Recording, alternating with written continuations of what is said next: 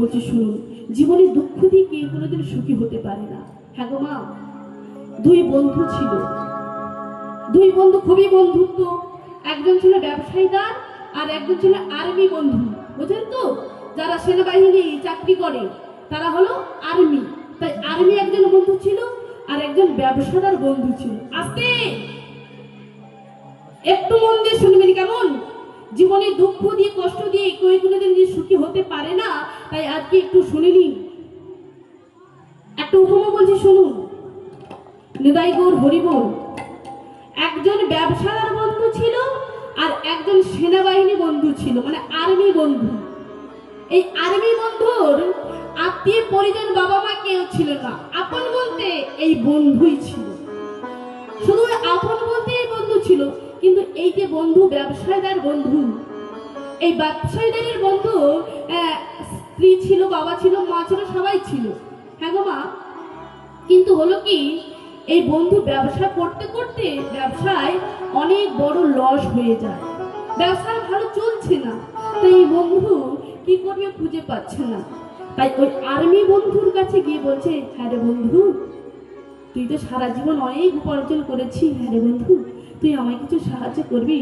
হ্যাঁ রে, আমার ব্যবসায় এত লস হয়ে গেল, আমি এই ব্যবসাতে কিছু লাভ করতে পারছি না, আমার সব শেষ হয়ে গেছে। হ্যাঁ রে বন্ধু, তুই তো আমায় চিনিস, আমি কেমন মানুষ। হ্যাঁ রে বন্ধু, তুই এক কাজ করে না, তুই আমায় যদি কিছু সাহায্য করিস, হ্যাঁ রে, যা হবে, যা ব্যবসায় লাভ পাবো, তোর হাত আর আমার হাত, কেমন? তা তুই আমায় কিছু সাহায্য কর। এমন করে বলেছে বাবা। ওই সেনাবাহিনীর বন্ধুর খুব দয়া হলো। তাই তিনি কি করলেন, তিনার যত জমানো ধন, যত টাকা পয়সা ছিল, সব নিয়ে কি করেছে না এই ব্যবসায়ীদার বন্ধুর হাতে দিয়েছে।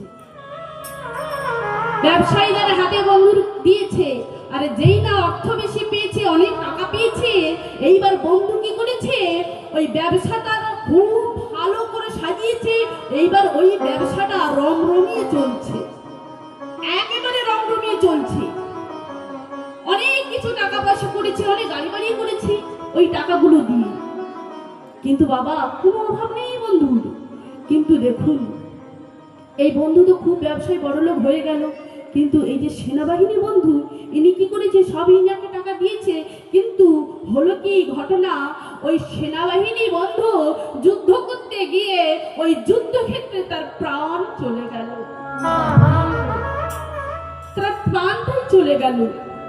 অমা, তবে এবার বলুন, ওই বন্ধু তো আপন বলতে কেউ ছিল না।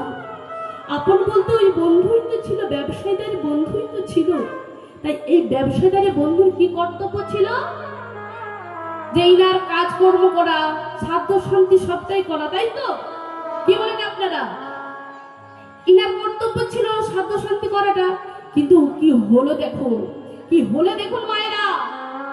এই যে সেনাবাহিনী বন্ধু মারা গেল, যিনি চলে গেল, এই বন্ধুর দুঃখ হওয়াটা দূরের কথা, ওই বন্ধুর বড় আনন্দ হচ্ছে। দেখুন, বন্ধু করবেন, বন্ধু দেখুন, এই বন্ধুর মনে বড় আনন্দ যে বাহ, চলে গেছে, চলে গেছে, ভালো হয়েছে। ও আমার কাছে কত টাকা পেত, ওকে আমি কিভাবে শোনাতাম, ও মরে গেছে, ভালোই হয়েছে। হ্যাঁ গো মা, এমনকি ওই বন্ধুর শেষ কাজটুকু করলো না, দুফোটা নয়ন জল সার করলো না, দুফোটা নজর মানে চোখ থেকে বেরোলো না। বন্ধুর জন্য একটু দুঃখ হলো না, একটু কিছুই হলো না, বরঞ্চ খুবই মনে আনন্দ হয়ে গেল। কিন্তু বাবা দেখবেন, এই পৃথিবীতে যিনারা অসৎ হয়, দেখবেন তাদের আরো বেশি করে সুখ শান্তি বেশি হয়। সৎ মানুষটা একটু কষ্ট পায়, কিন্তু অসৎ যারা হয় তাদের দেখবেন খুবই আনন্দ, তাদের খুব বিন্দাস চলে যায়, তাদের কষ্ট জ্বালা যন্ত্রণা হয়নি। কিন্তু না হলে তো কি হয়েছে, ভগবানের কাছে গিয়ে তার কষ্টটা তোলা থাকে। তাই দেখুন, এই যে ব্যবসায়ীদের বন্ধু, এই বন্ধু কোনো সন্তান ছিল না। দেখতে দেখতে এই বন্ধুর একটা খুব সুন্দর একটা ছেলে হয়েছে, ছেলে সন্তান হয়েছে, খুবই আনন্দ। কিন্তু মা গো, দেখতে দেখতে ছেলেটা ওই 5-6 বছরের হয়েছে, স্কুলে যায়, পড়াশুনো করে।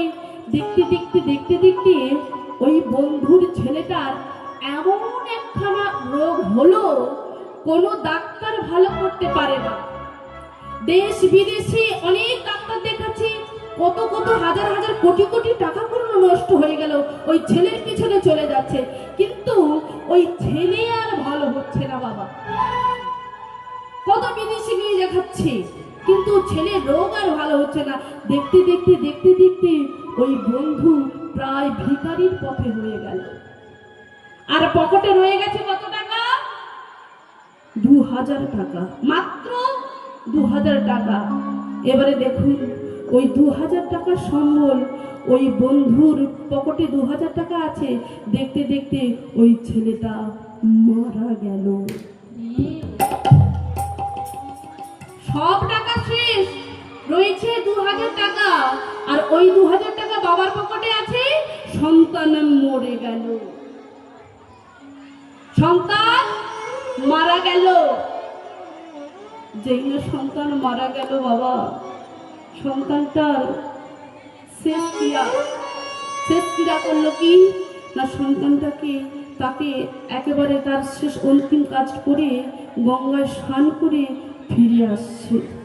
আর এমন সময় এক সাধু বাবা ওই বন্ধুকে দেখে তিনি হাসছে। আর যেই না হাসছে, অমনি পুত্র শোকে ওই বন্ধু বলে উঠলেন, বাবাজি, হে গো বাবাজি, আর আমার কত দুঃখ, আর আমার সন্তান আমার কাছ থেকে চলে গেল।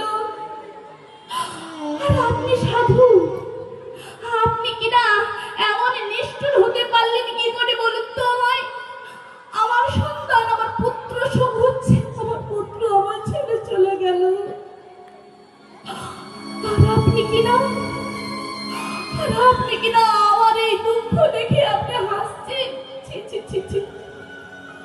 আপনি কি করে হাসছেন?